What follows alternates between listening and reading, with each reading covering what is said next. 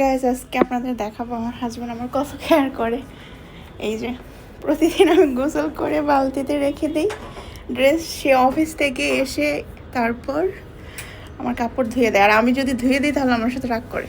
আমি ধুলে রাগ করো কেন? হ্যাঁ, আমি মানে প্রেগনেন্ট যেদিন থেকে হয়েছি তারপর থেকে এত সেবা করা শুরু করছে আমার, এভরি কেয়ার করে। আমার কাপড় তো আমি একদিনও ধুইনি প্রেগনেন্ট হওয়ার পর। গাইজ বাইরের ভিউটা অনেক সুন্দর। ওই যে ওইটা মেবি ইন্টারকন্টিনেন্টাল, তাই না? একটু দেখা যাচ্ছে ওই যে ভিউটা সুন্দর লাগতেছে। কি জিতাম? তুই তুই শুধু ওর পুষিয়েছো গরস কেন? PS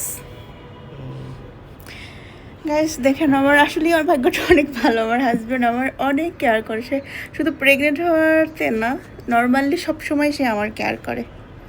thank you.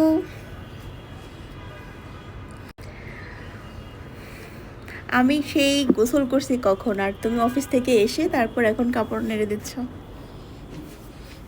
জিদানও আমার কেয়ার করে না? জিদান একটু আগে আমাকে ওষুধ খাওয়াইছে, তারপর আমার যা যা লাগে আমাকে এনে দেয় না? ঠিক আছে গাইজ, আজ পর্যন্ত।